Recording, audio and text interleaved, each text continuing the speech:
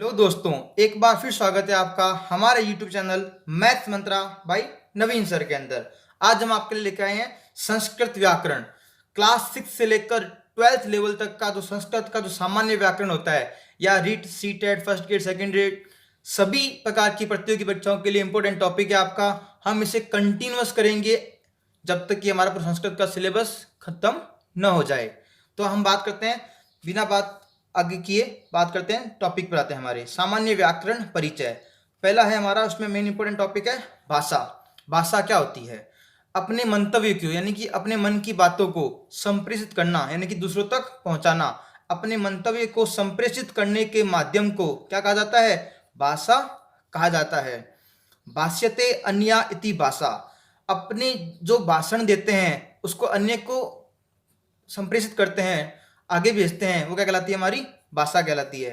यह भाषा संकेतों के रूप में हो सकती है, लिपि के रूप में हो सकती है। लिपि मतलब लिखित, किसी के द्वारा लिखी गई हो, या लिखित रूप में। संकेतों के रूप में हो सकती है, लिखित रूप में हो सकती है, और ध्वनि के रूप में भी संभव है। ये हमें सभी को विदित है, इस बात के बारे में हमें जानकारी है। आगे बात करते हैं संस्कृत का जो इतिहास क्या था, कैसे संस्कृत स्टार्ट हुई थी। तो प्राचीन काल में संस्कृत भाषा दैनिक व्यवहार की भाषा थी, यानी कि नॉर्मली डेली रूटीन में लोग संस्कृत का ही यूज करते थे अपनी बोलचाल में। अतः इस समय संस्कृत को ही भाषा कहा जाता था, यानी कि संस्कृत है वही अपने, उसका नाम संस्कृत न होकर भाषा ही कहते थे, ये एक ही भाषा थी उस समय में। आगे बढ़ते हैं सेकंड इंपॉर्टेंट पॉइंट। लेकिन इसमें कुछ अशुद्धियां हो जाने पर, इसमें धीरे समय के अभाव में, जैसे जैसे समय आगे आता बढ़ता रहा, उसमें क्या हो गया? कुछ अशुद्धियां हो गई। लेकिन इसमें कुछ अशुद्धियां हो जाने पर यह प्राकृत आदि भाषाओं के रूप में बदल गई। ये प्राकृत आदि भाषाओं के रूप में क्या हो गई? चेंज हो गई। तो इन अशुद्धियों को दूर करके अब क्या किया गया? इन अशुद्धियों को दूर किया गया। इन अशुद्धियों को दूर करके पुनः जो परिष्कृत भाषा बनाई गई, जो भाषा हमने दोबारा बनाई, उसे क्या कहा गया? हम संस्कृत कहा जाता है।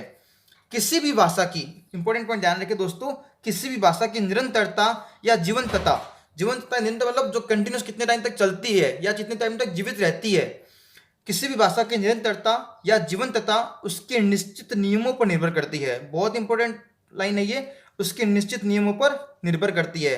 अर्थात निश्चित नियमों के अभाव में कोई भी भाषा स्थायी नहीं हो सकती है। यदि किसी भाषा में निश्चित नियम न हो, यदि किसी भाषा में निश्चित नियम न हो या अभाव मतलब कमी हो, तो वो भाषा कभी भी स्थायी नहीं हो सकती है। भाषा के इन निश्चित नियमों को ही क्या कहा जाता है? व्याकरण कहा जाता है। ये जो भाषा के जो नियम होते हैं, इन्हीं नियम का कहते हैं हम व्याकरण कहते हैं। तो बहुत इंपॉर्टेंट डेफिनेशन हो गई हमारे पास कि भाषा के निश्चित नियमों को क्या कहा जाता है? व्याकरण कहा जाता है। अर्थात व्याकरण में अशुद्धियों को दूर करके शुद्ध शब्दों का प्रतिपादन किया जाता है। व्याकरण का मेन उद्देश्य क्या है? जो अशुद्धियां आ गई है उसके अंदर, उन्हें शुद्ध शब्दों में क्या कर दिया जाए? प्रतिपादन कर दिया जाए। वो क्या कहलाती है? हमारी व्याकरण कहलाती है। व्याक्रियन्ते व्युत्पाद्यन्ते शब्दाः अनेक इति व्याकरणम। देखो बहुत अच्छे से लाइन को समझिएगा। अर्थात शब्दों की व्युत्पत्ति बताने वाला ग्रंथ क्या कहलाता है? व्याकरण कहलाता है। अभी ये तो पढ़ा आपने अभी, शुद्ध शब्दों का प्रतिपादन करना मतलब शब्दों की व्युत्पत्ति बताने वाला, यानी कि शब्द की उत्पत्ति कहाँ से हुई, उस ग्रंथ का नाम क्या है? हमारा व्याकरण है। आगे बढ़ते हैं दोस्तों। संस्कृत व्याकरण के अध्ययन की दो परंपराएं रही है। जो संस्कृत व्याकरण का अध्ययन कर रहे हैं हम काफी समय से, पिछले समय से, उनमें अध्ययन करने के दो तरीके रहे हैं, हम दो परंपराएं रही हैं। एक है बृहस्पति परंपरा। क्या नाम है? बृहस्पति परंपरा, नाम से स्पष्ट बृहस्पति ने बनाई थी।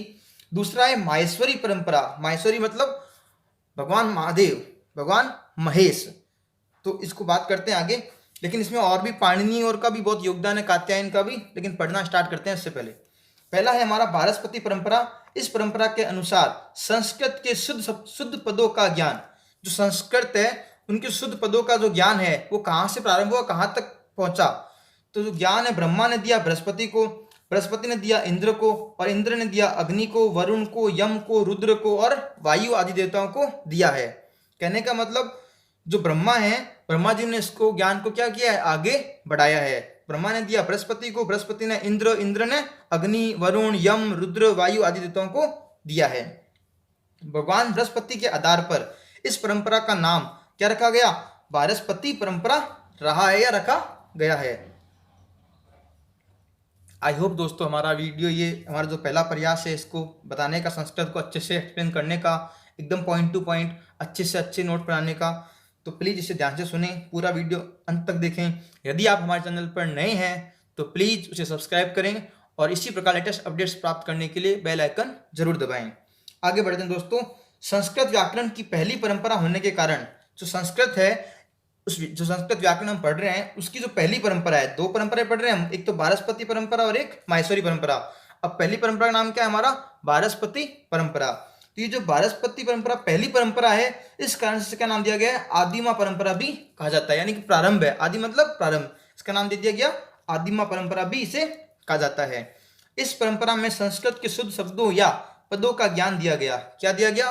संस्कृत जो शुद्ध शब्द है या शुद्ध पद है, शब्दों को योग कहलाता है पद, तो शब्दों का या पदों का जो ज्ञान दिया गया इस परंपरा में, तो इस परंपरा में इस ज्ञान देने के कारण इसे क्या कहा गया? शब्द परंपरा या पद परंपरा भी कहा जाता है इसे। ठीक है, अगला है हमारा, यहाँ शुद्ध शब्दों का प्रतिपद पाठ किया गया है। जो शुद्ध शब्द है उनको पाठ के रूप में लिखा गया है संस्कृत के जो नियमों को, तो निश्चित नियमों का अभाव होने के कारण इस परंपरा में कठिनता रही है। जो शुद्ध शब्दों का जो क्या किया गया? प्रतिपाठ किया गया है, यानी पद से लेकर पद तक क्या गया? पाठ किया गया है, और निश्चित नियम वहां पे नहीं रखे गए थे। इसलिए क्या गई कि इस भाषा को समझने में क्या रही है, इस परंपरा में क्या रही है? हमेशा कठिनता रही है। इसी कठिनता के कारण, ये जो कठिनता रही है, इस कठिनता के कारण इस परंपरा को कातंत्र परंपरा भी कहा जाता है। क्या कहते हैं हम इसको? कातंत्र परंपरा भी कहा जाता है। कातंत्र यानी कि कोई नियम विशेष नहीं है उसके अंदर, तो क्या कहा गया? कातंत्र परंपरा भी कहा जाता है। और व्याकरण में शब्दों के अनुशासन की चर्चा की जाती है। जो व्याकरण है हम जिसके बारे में पढ़ रहे हैं, इसमें क्या किया जाता है? शब्दों की क्या की जाती है? उनके अनुशासन की चर्चा, अनुशासन की बात की जाती है। अतः व्याकरण को शब्दानुशासन भी कहा जाता है। जो व्याकरण है इसे क्या कहते हैं हम? शब्दानुशासन भी कहा जाता है। तो आज हमने पहला पढ़ा वारस्पति परंपरा। आगे सेकंड परंपरा का नाम है हमारा माहेश्वरी परंपरा। देखो नाम महेश से स्पष्ट हुआ है। तो इस परंपरा की कठिनता को दूर करने के लिए व्याकरण की दूसरी परंपरा माहेश्वरी परंपरा आई। जो ये वारस्पति परंपरा थी, इसमें जो निश्चित नियम थे उनका अभाव था। इन नियमों के अभाव को जो कमी थी उनको दूर करने के लिए नई परंपरा का बनाई गई हमारे द्वारा, तो वो कहते हैं हमारी माहेश्वरी परंपरा। देखो कैसे आई, क्या हुआ इसके अंदर, देख पढ़ते हैं पूरा अच्छे से। इस परंपरा के अनुसार संस्कृत के शब्दों के निर्माण में प्रयुक्त होने वाले नियमों का ज्ञान जो ब्रह्मा ने भगवान माहेश्वर को दिया है। अब इसी ब्रह्मा जी ने क्या दिया है? माहेश्वर को दिया है। लेकिन कौन से शब्दों के निर्माण में जो नियम प्रयुक्त होते हैं, यहाँ पर जो ज्ञान दिया गया उसमें नियमों में क्या थी? अभाव था, नियमों की कमी थी। अब वो जो नियम सहित जो ज्ञान दिया गया, ब्रह्मा जी ने किसको दिया?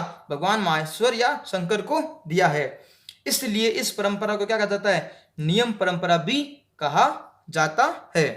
ये सभी नियम सूत्रों के रूप में थे। यहाँ जो नियम थे किसमें थे? प्रतिपद पाठ के रूप में थे, लेकिन यहाँ किसमें थे? सूत्रों के रूप में थे। अतः इस परंपरा का क्या कहा जाता है? सूत्र परंपरा भी कहा जाता है। तो एक और नाम याद कर लीजिए, इंपोर्टेंट क्वेश्चन है कि माहेश्वरी परंपरा का नाम सूत्र परंपरा भी है। किस कारण से? कि यहाँ पे जो नियम थे वो किसमें थे? सूत्रों के रूप में थे। इस परंपरा में पाणिनि, कात्यायन और पतंजलि ये व्याकरण के त्रिमूर्ति हुए हैं। कहने को इन तीनों को नाम दिया गया त्रिमूर्ति। जैसे इसमें त्रिमूर्ति जो है या तदयुक्ति जो भी है आगे हम पढ़ने वाले हैं, तो त्रिमूर्ति ये इंपॉर्टेंट है हमारे लिए। इन्होंने कई महाभाष्यों, अलग अलग ग्रंथों की रचना इन्होंने की है। तो इसी परंपरा के हैं माहेश्वरी परंपरा की, यानी कि जो व्याकरण का जो ज्ञान है वो नियमों के साथ देना, वो क्या कहलाते हैं? हमारे माहेश्वरी परंपरा कहलाती है। तो इन्होंने जो व्याकरण का ज्ञान दिया है एकदम नियमों के साथ दिया गया है इनको। आगे पढ़ते हैं। इन तीनों की क्रमशः रचनाओं, इनकी रचनाएं हैं कुछ कुछ। जैसे पाणिनि की क्या है? अष्टाध्यायी, कात्यायन की क्या है? वार्तिक, और पतंजलि की क्या है? महाभाष्य।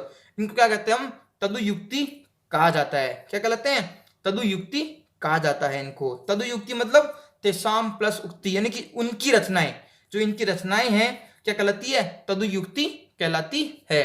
आई होप आपको ये हमारा वीडियो पसंद आया होगा।